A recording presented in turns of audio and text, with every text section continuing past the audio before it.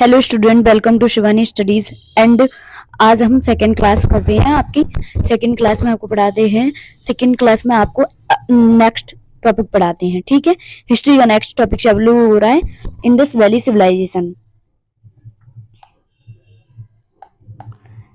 Indus valley civilisation, Indus valley civilisation, Harappa सभ्यता, सिंधु घाटी की सभ्यता, सिंधु घाटी की सभ्यता, carbon dating 2500 BC, 7050 BC। Sindhu नदी, हिंदू, हिंदुस्तान, पर्शियन। सिंधु किससे आए?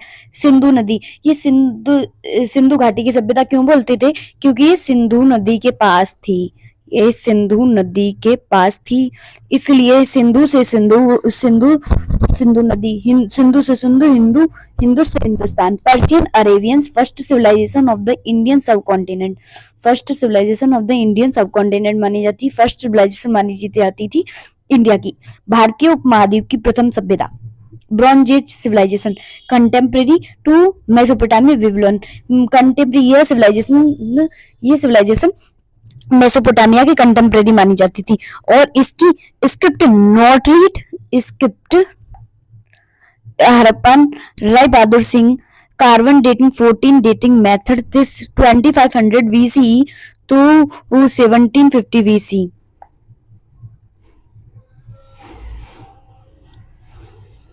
आगे चलते हैं। सिविलाइजेशन किसे कहते हैं? सिविलाइजेशन कहते हैं एक ही प्लेस में रहने वाले व्यक्ति, जो पीपल जो एक ही प्लेस में व्यक्ति रह रहे हैं और एक ही कल्चर को फॉलो कर रहे हैं, मतलब एक ही कल्चर को व्यक्ति फॉलो कर रहा है, तो उसे सिविलाइजेशन कहते हैं। अगर आपसे एग्जाम पूछेंगे विश्व की सबसे पुरानी सिविलाइजेशन कौन सी है? Mesopotamia civilisation. इराक की Babylon consider to the oldest in the world. Mesopotamia civilisation consider की गई है in the oldest civilisation. Indus valley civilisation भी मेसोपोटामिया की कंटेम्प्रेरी मानी जाती है। इंडस वैली सिविलाइजेशन भी किसकी कंटेम्प्रेरी मानी जाती है? मेसोपोटामिया की कंटेम्प्रेरी मानी जाती है। इंडस वैली सिविलाइजेशन भी मेसोपोटामिया की कंटेम्प्रेरी मानी जाती है। Indus valley civilisation, Indus valley civilisation, Sindhu नदी के पास साक्ष्य मिले। सिंधु नदी, इंडस वैली सिविलाइजेशन, सिंधु नदी घाटी सभ्यता क्यों कहते हैं? सिंधु नदी के पास ही इसके साक्ष्य मिले। सिंधु से हिंदुस्तान। इसे अर्बन सिविलाइजेशन कहते हैं, इंडिया की अर्बन सिविलाइजेशन। और अर्बन सिविलाइजेशन कही जाती है तो इसमें टू फीचर्स, मतलब फेमस फॉर, ये अर्बन सिविलाइजेशन किसके लिए फेमस थी? टाउन प्लानिंग के लिए, नगर नियोजन के लिए फेमस थी। नंबर पॉइंट, टाउन प्लानिंग के लिए। और नंबर 2, ड्रेनेज सिस्टम, जल निकासी प्रणाली के लिए। और फर्स्ट एविडेंस कहाँ मिली? ये फर्स्ट एविडेंस किसने दिए थे इसके? 1826 में हड़प्पा बाई द चार्ल्स मार्शन के द्वारा दिए गए, बट इसे इग्नोर कर दिए गए। 1848 to 1856 भारत का गवर्नर जनरल बनाया गया, भारत का गवर्नर जनरल लॉर्ड डलहौजी। याद कर लीजिए, 1848 to 1856 लॉर्ड डलहौजी जनरल बनाया गया। गवर्नर जनरल कौन बनाया गया? लॉर्ड डलहौजी। 16 अप्रैल 1853 में डेवलपमेंट ऑफ रेलवे चला। लॉर्ड डलहौजी ने डेवलपमेंट ऑफ रेलवे चलाया। डेवलपमेंट ऑफ रेलवे करा। पैसेंजर ट्रेन बनी, पैसेंजर ट्रेन बम्बई से थाने तक 3400 किलोमीटर ट्रैक पर बिछाई गई थी।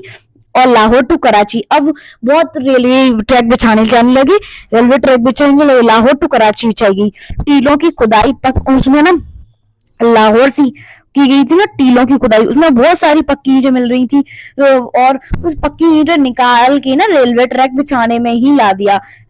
फिर आई अलेक्जेंडर कनिंघम, उन्होंने पता लगाया कि इतनी सारी पक्की ईंटें मिल रही हैं तो उन्हें हमें देखना चाहिए। तो उसके नीचे, उन पक्की ईंटों के नीचे हमें एक सभ्यता मिली, जो कि किसने पता लगाई? अलेक्जेंडर कनिंघम ने। 1856 में अलेक्जेंडर कनिंघम आए, father of the Indian archaeology. He was the founder of the archaeology survey of India. कौन थे? He was the founder archaeological survey of India. Prehistory archaeology, Robert Bruce Foote, Madras Pallavaram, Madras Madras Pallavaram नामक hand x मिली। ये stone age की है। Pre history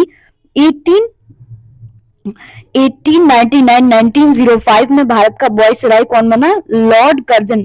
Lord Curzon archaeologist के नाम से भी जाना जाता था। लॉर्ड कर्जन ये बदनाम वायसराय था। लॉर्ड कर्जन ने नियुक्त किया John Marshall. John Marshall archaeology survey के चेयरमैन बनाए गए। लॉर्ड जनरल ने कौन बनाया? John Marshall. जॉन मार्शल बनाए चेयरमैन बनाए।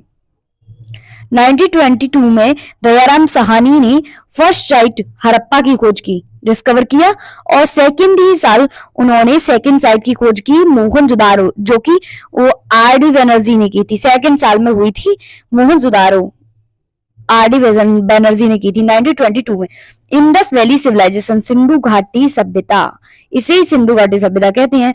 और ये कहां तक फैली है? नॉर्थ में लेके मांडा जिले तक, अखनूर जिला चिन्नाब नदी के पास तक फैली हुई है। और साउथ में दायमाबाद, महाराष्ट्र के दायमाबाद तक, मतलब मुंबई महाराष्ट्र के दायमाबाद तक, अहमदनगर जिला गोदावरी नदी के पास तक।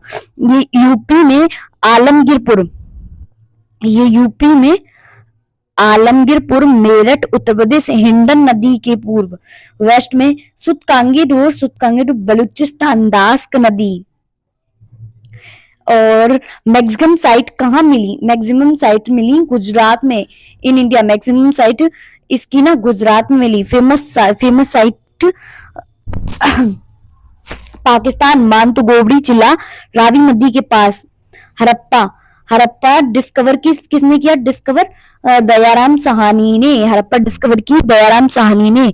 और देखिए यहाँ पे कौन सी फसल उगाई है? Wheat barley. Number second wheat barley उगा गई। और देखो स्टैचू ऑफ गॉडेस फर्टिलिटी, यहाँ पे स्टैचू ऑफ गॉडेस फर्टिलिटी मिली। मतलब एक मूर्ति थी, एक औरत की मूर्ति थी जिसके पेट में से वो पौधा निकल रहा था। मतलब ये दर्शाया गया था कि धरती उपजाऊ है यहाँ की। 12 चैम्बर्स ऑफ ग्रीन यार्ड मिली। 12 चैम्बर्स मतलब अनाज गृह, 12 कक्षों के अनाज गृह मिली। ये सबसे बड़ी इमारत थी। हड़प्पन सील मिली, स्टेटाइट सॉफ्ट स्टोन की बनी हुई थी। और देखो एक्सकेवेशन में ग्रेवयार्ड में मिला था। उसका R37 नाम था। R37 नाम क्यों था ये अब आपको पता होना चाहिए। ये उसमें 57 कंकाल मिले थे। 57 में थे 20 डिकम्पोज हो गए थे और 37 कंगाल पे एक्सकेवेशन किया था और इसलिए इसका नाम R37 पड़ गया। और मोहनजोदारो डिस्कवर किसने की थी? R.D. बनर्जी ने। और इसको क्या कहते हैं? माउंड ऑफ डेड, बतखों का टीला। और बिगेस्ट बिल्डिंग कौन सी थी? Great green yard. इसमें ग्रेट ग्रीन यार्ड मिला। और इसमें ग्रेट बाथ रेक्टेंगल टैंक था और रिचुअल यूज के लिए किया जाता है। मतलब रिचुअल ये विशाल स्नानागार मिला। और ये किसके लिए यूज किया जाता? रेक्टेंगल टैंक था, स्पेशल के लिए यूज किया था। यहाँ पे स्टैचू ऑफ नटराज मिला, statue of dancing girl, statue of priest king, statue of Nataraj, statue of dancing girl, statue of priest, statue of Pashupatinath bronze. और स्टैचू ऑफ डांसिंग गर्ल किसकी बनी हुई थी? डांसिंग गर्ल ब्रॉन्ज की बनी हुई थी। चन्हू कहाँ स्थित है? सिंध में स्थित है। ओनली चन्हू दारो एक स्पेशल साइट है जो only rural site of Indus valley civilisation. ये ग्रामीण साइट है, रूरल साइट है। एक चन्हू ही है जैसे रूरल है। और चन्हू में ऐसी ईट नहीं मिली थी 4:1 की रेशो की, हमें कोई भी ईट नहीं मिली थी। वहां पे हमें बक्राकार ईट मिली थी, गोल ईट मिली थी। नो सीटाडल, कोई भी सीटाडल नहीं था। बक्कार बिक्स के साथ मिली थी। सिलिंड्रिकल ब्लैंगल्स लिपस्टिक ये सब मिला था। और देखो एक चीज और याद रखना, चन्हू दारो में हमें बिल्ली का पीछा करते हुए कुत्ते के पंजे मिले। ठीक है। दाऊजाली, अब हम चौथी पे आए। दाऊजाली हेडिंग असम ब्रह्मपुत्र घाटी 1961-1963 MS गोस्वामी ने खोज की। TC शर्मा, MS गोस्वामी ने खोज की दाउजली हेडिंग, जेडिडाइट स्टोन फाउंड मिली थी, जेडाइट स्टोन मिली, यहाँ से जेडाइट स्टोन मिली, जो जेडाइट स्टोन चीन से लाई गई थी, पर मिली कहाँ पे थी, दाउजाली हेडिंग। दाउजाली हेडिंग में क्या मिला था, जेडाइट स्टोन मिली। मेहरगढ़, मेहरगढ़ बोलन पास रिवर, बोलंद रिवर, और ये मेहरगढ़ बलूचिस्तान। न्यूलिथिक पीरियड में इंडस वैली सिविलाइजेशन के साक्ष्य मेहरगढ़ से मिलते हैं। न्यूलिथिक पीरियड में क्या मिलता है, इंडस वैली सिविलाइजेशन के साक्ष्य मेहरगढ़ से मिलते हैं। मेहरगढ़ में नंबर 1 किसके लिए जाना जाता है, कृषि के लिए जाना, मतलब एग्रीकल्चर के लिए जाना जाता है। और खोज डिस्कवर इसकी की थी 1974 में, मेहरगढ़ की डिस्कवर की थी जीन फ्रांकोइस गैरेज ने, जीन फ्रांकोइस गैरेज ने। इनाम कौन, agrarian site Maharashtra, the bank of गोड रिवर। इनाम कौन महाराष्ट्र में। ये अग्रेरियन सोसाइटी मतलब पिछड़ी बहुत पिछली है, पुराना है महाराष्ट्र, द बैंक ऑफ गोड रिवर। एंड हाँ, हमारी क्लास यहीं समाप्त होती है, मिलते हैं हम अगली क्लास में। आपको वीडियो अच्छी लगी हो तो लाइक करना, कमेंट करना, सब्सक्राइब करना। और ये मैंने जो नोट्स बनाए हैं अपनी हैंड रिटन, इसको अपनी कॉपी पे आप खुद लिखना, और इससे आपकी तैयारी बहुत अच्छी होगी। ठीक है, मैं आपका ये हिस्ट्री का पूरा कोर्स कराऊंगी, और नोट्स भी आप इसमें से देख के एक एक छोटी छोटी चीज लिखना, क्योंकि मैंने भी छोटी छोटी चीज आपको हर चीज समझाई है। ओके डन, मिलते हैं तो हम अपनी अगली क्लास में।